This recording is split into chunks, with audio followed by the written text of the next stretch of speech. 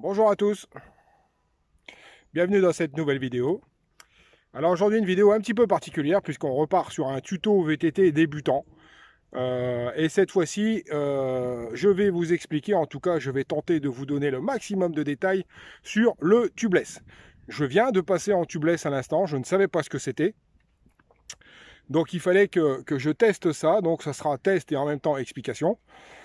Avec, je vais me couper en deux, hein, enfin je vais couper en deux, une partie Jaco Atelier, et une partie Jaco Vélo, d'accord? Jaco Vélo.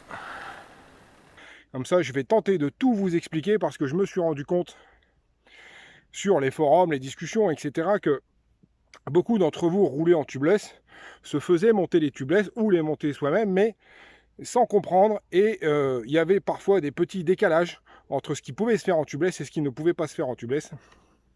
Je ne parle pas du matériel, mais je parle de la qualité de montage, etc. Donc, je vais tenter de tout vous expliquer, détail par détail, et puis, bah voilà, ça roule. À tout de suite.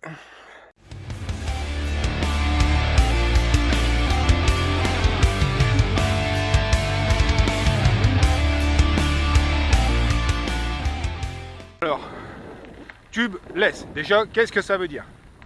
Less veut dire sans, tube, eh bien tube, hein, je pense que c'est assez clair. Donc ça veut dire sans tube, donc ça veut dire sans chambre à air, tout simplement. Alors effectivement, premier constat, le confort. Le confort, depuis que je suis dessus, je me sens quand même comme si un peu je roulais sur une couverture là par rapport à d'habitude. C'est quand même vachement plus confortable. Le rendement, effectivement, si j'ai mis la bonne pression, pour l'instant, le fait d'être un petit peu plus bas en pression ne me procure aucun changement de rendement, voire même, je me sens carrément bien. Donc je pense que ça a joué là-dessus. Et enfin, au niveau du poids, puisque même avec le préventif, avec le poids du préventif, j'ai quand même le poids de la chambre à air à la fin.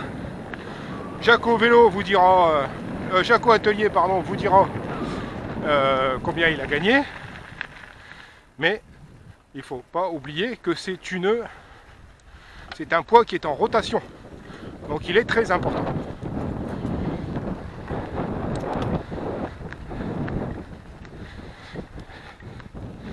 Et en adhérence, vous voyez ici je suis en dévers. C'est plutôt pas mal, hein. Je n'ai même pas l'impression d'être en dévers. Hein. Effectivement, Jaco Vélo, tu as bien raison de mentionner toutes ces raisons, puisque ce sont les raisons principales qui vont nous faire passer en tubeless. C'est-à-dire, le gain pour tout ce qui est crevaison, en tout cas petite crevaison, et qui nous évite à chaque fois de réparer, c'est-à-dire que la réparation se fait tout seul, on le verra tout à l'heure, mais également plus d'accroche, plus de stabilité, et aussi un bon rendement avec ces pneus montés en tubeless en pression plus basse que ce qui peut se faire avec la chambre à air. Alors, tu parlais du gain de poids. Effectivement, il y a quand même un gain de poids, puisque ceci, donc la chambre à air, pèse à peu près, je viens de la peser, pèse à peu près 200 grammes, d'accord? Donc 200 grammes dans chaque roue, et avec le préventif et les valves que nous allons mettre, on va rajouter uniquement à peu près une centaine de grammes. Donc ça fait quand même entre 80 et 100 grammes d'écart. Il faut bien sûr prendre en compte que c'est un poids qui est en inertie constante, puisqu'il tourne dans la roue. D'accord? Donc effectivement, ce gain de poids peut donner un petit peu plus de nervosité dans le changement de direction. Alors, le tubeless.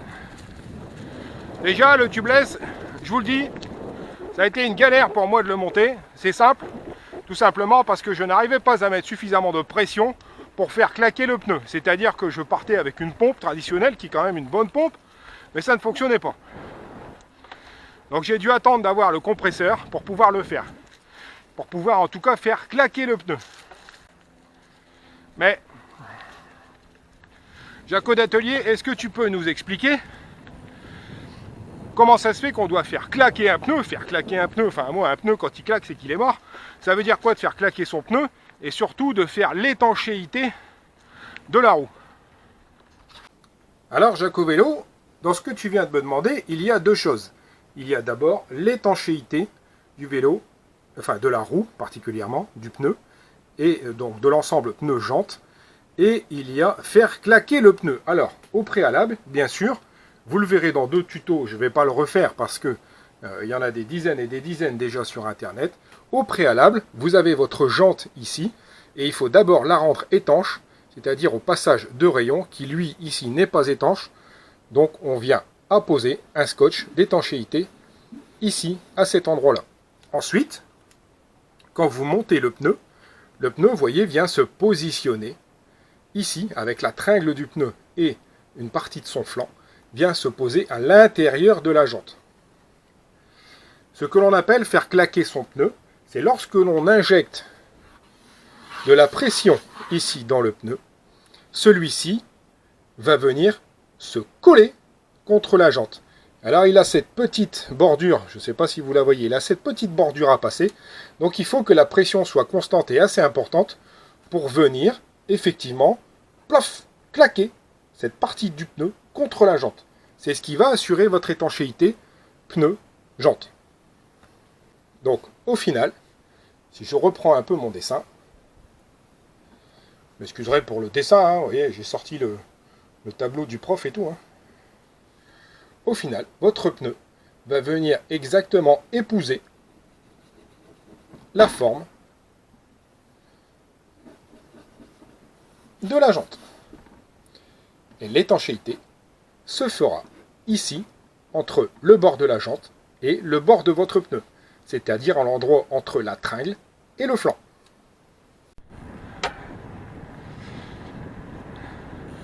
Bon, Jaco l'atelier, merci pour ces explications. Donc maintenant, j'ai réussi à faire l'étanchéité, que j'ai bien compris le système. J'ai monté les pneus en pression. Mais est-ce que tu peux m'expliquer comment se fait-il que ce soit aussi confortable? Jacovello, c'est une excellente question. Alors, pourquoi vous gagnez en confort? Eh bien, c'est simplement que normalement, vous avez votre chambre à air qui vient ici épouser toutes les formes de votre ensemble pneu-jante. Et donc, quand vous passez en tubeless, vous éliminez ceci. Et donc, effectivement, il n'y a plus qu'une couche qui sépare la pression du pneu et la pression du sol. Ce qui permet, au lieu d'avoir 2 couches de caoutchouc, vous n'avez plus qu'une seule couche de caoutchouc, ce qui permet d'avoir une meilleure élasticité, tout simplement. Ok. Donc j'ai bien compris qu'il fallait mettre la bonne pression de pneu. Par contre, moi je suis ici, alors je fais 1m90, 100 kg, je suis en pneu Racing Ray Schwab à l'avant et Racing Ralph à l'arrière. Donc j'ai monté une pression de entre 1,9 et 2 kg sur le pneu arrière et 1,5 à l'avant. Mais j'ai l'impression que je peux descendre encore plus pour être plus confortable et pour gagner plus d'adhérence. Est-ce que c'est possible ça? Oui, Jacovello, c'est tout à fait possible. Mais ça a ses limites, il faut faire attention. Comme vous n'avez plus qu'une seule couche, alors je vais la modéliser un petit peu à côté. Voilà, je vais me rapprocher. Comme vous n'avez plus qu'une seule couche avec les crampons, d'accord, entre vous et la pression de pneu, si vous mettez trop de pression, eh bien ceux-ci seront très durs et ne pourront pas travailler en fonction du terrain. D'accord? Par contre, si vous mettez au contraire des pressions trop basses, votre pneu et votre crampon vont se déformer trop fort et le crampon, lui, va rentrer. Hein, il va rentrer à l'intérieur du pneu, ce qui fait que là, à l'effet inverse, vous allez perdre de l'adhérence. Donc il faut être très vigilant sur la pression, ne pas mettre trop fort et ne pas mettre en dessous. Le piège, bien évidemment, avec les pressions qui seraient trop basses, c'est d'avoir une grosse pierre, ou un caillou qui vienne complètement défoncer le pneu et qui abîmerait fortement le pneu. Ça se produit souvent ici, sur les flancs du pneu, mais ça peut également se produire à chaque fois entre les crampons, puisque vous arrivez avec quelque chose de relativement mou sur quelque chose qui va être très dur. Il va y avoir un effet de choc et vous allez déformer vos pneus, voire fortement l'abîmer, ou même carrément, dans certains cas, l'exploser. Alors, cette pression de pneu va forcément dépendre de 3 facteurs. 1. Votre poids. Effectivement, plus vous êtes lourd, moins vous allez pouvoir descendre, car votre pneu va s'écraser. Ensuite, votre type de parcours. Effectivement, si vous faites du gravel, ou si vous faites de la boue, et si vous faites des chemins qui sont très pierreux, vous n'allez pas forcément mettre la même pression. Sur gravel, on va pouvoir monter un petit peu plus, tandis que sur pierre, on va pouvoir baisser, mais attention à ne pas baisser la pression limite. Ensuite, le type effectivement de pneus, en fonction de si vous roulez avec des pneus avec d'énormes crampons, ou des pneus qui sont quasiment lisses, je dirais, où il n'y a pas beaucoup de débord, eh bien, vous allez pouvoir aussi faire varier cette pression.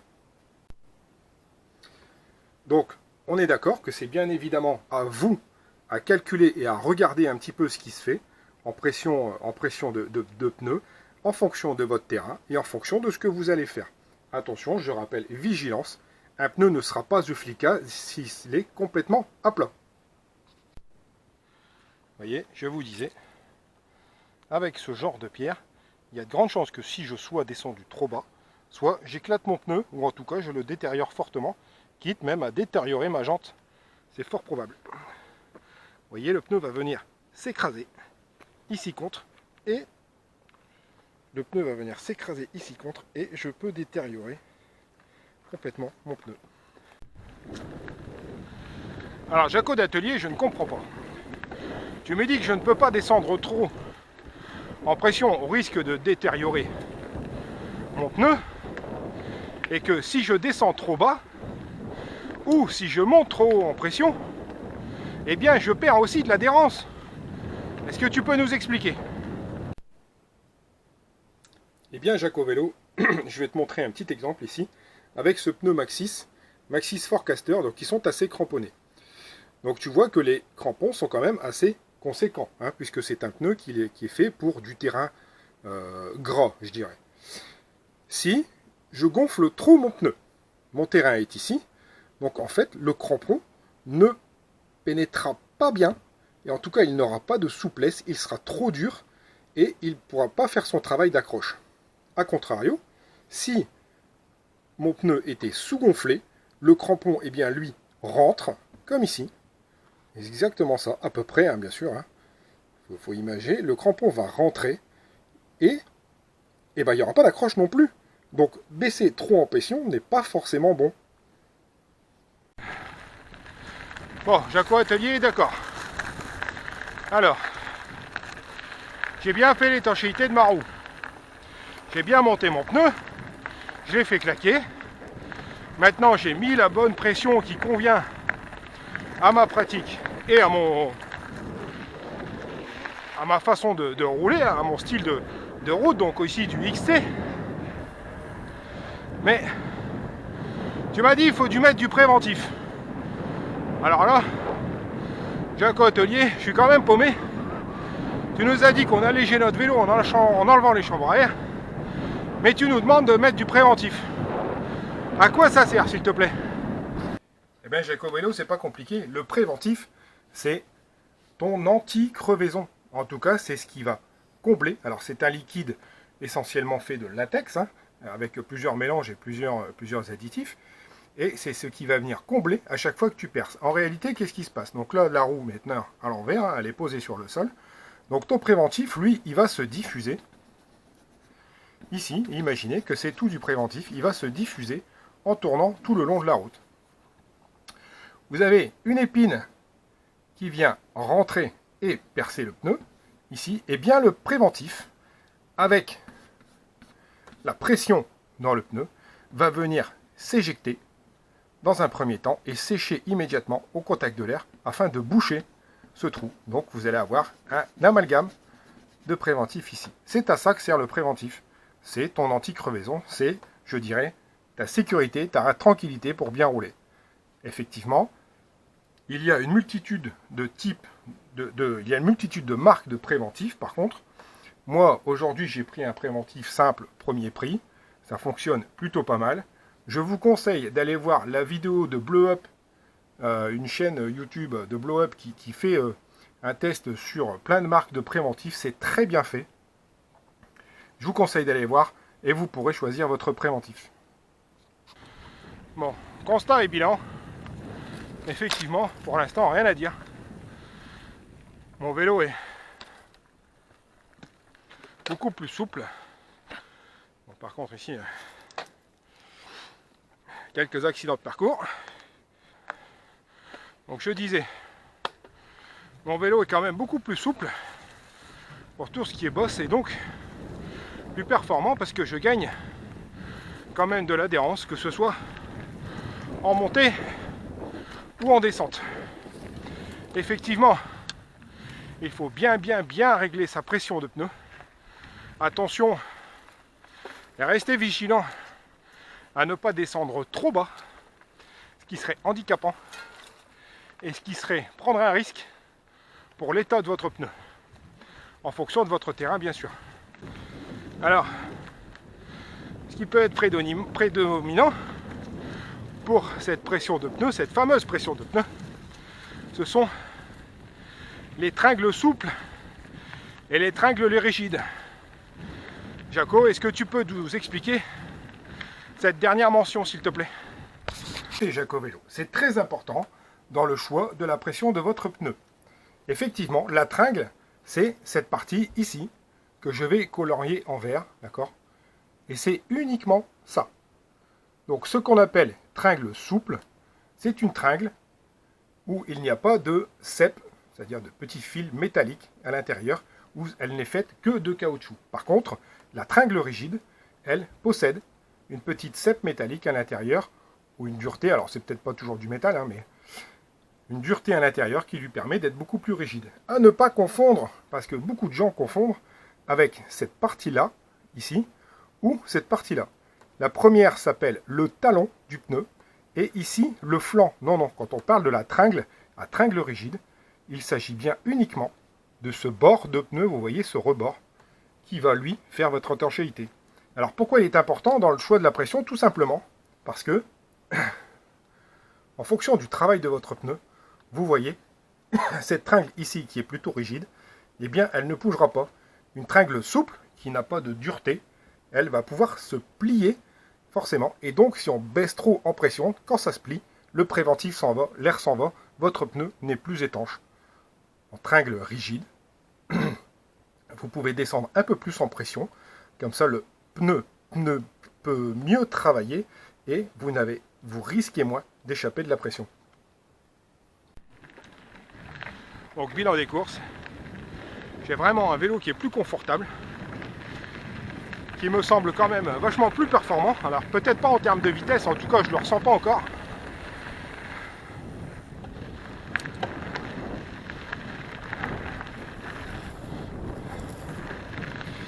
Mais en termes d'accroche surtout, on sent que mon pneu travaille effectivement très bien et épouse comme il faut la forme du terrain. Alors maintenant, si effectivement ce genre de choses ne présenterait que des avantages, eh bien ça a aussi quelques inconvénients. C'est-à-dire que vous devez quand même vous balader par sécurité avec de la chambre à air dans le sac et avec une pompe adéquate, bien sûr, en fonction de votre valve. Donc vous êtes quand même obligé de partir avec ça. Après il y a aussi l'histoire des cartouches CO2.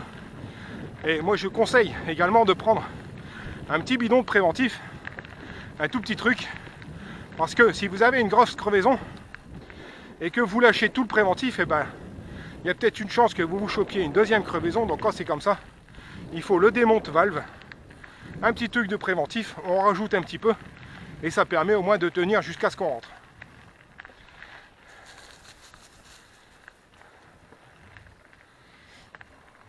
Le dernier désavantage par contre, c'est que si effectivement vos pneus, vous les laissez tout le temps en tubeless, hein, c'est le but du jeu, eh bien il faudra quand même vérifier la pression toutes les semaines, en tout cas à chaque fois avant d'aller rouler, mais aussi pouvoir vérifier votre pneu, savoir à quelle pression il est, et l'adapter surtout à chaque fois, à chaque type de sortie que vous allez faire.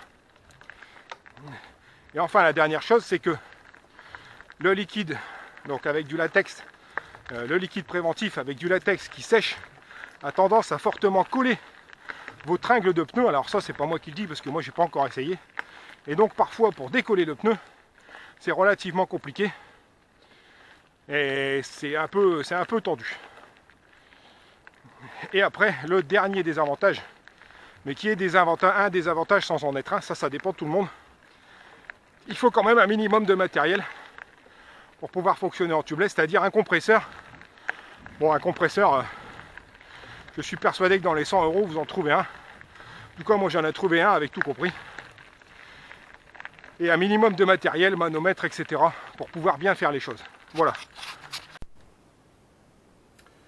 Voilà les amis, j'espère que ce petit tuto vous aura plu. Alors ça n'est pas un tuto de montage en tubeless, hein.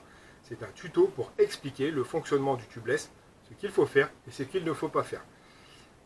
Des tutos pour le montage, vous allez en trouver des dizaines sur internet, hein, il y en a tout plein. Donc je vous laisse chercher ça, moi je voulais juste apporter ma petite pierre. Parce que, comme je disais au tout début, je vois beaucoup de choses et des mecs qui descendent fortement en pression et qui s'étonnent après, soit que le pneu a explosé, ou soit que le pneu n'est pas étanche et qui sont obligés de remettre de la pression toutes les semaines, forcément.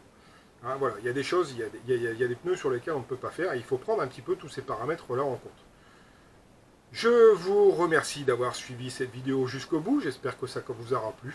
N'oubliez pas de mettre le petit pouce bleu, de faire le commentaire et puis de vous abonner. Et si ce n'est pas déjà fait, hein, faites-le, hein, c'est toujours bien. Voilà. Merci beaucoup et à la semaine prochaine. Salut!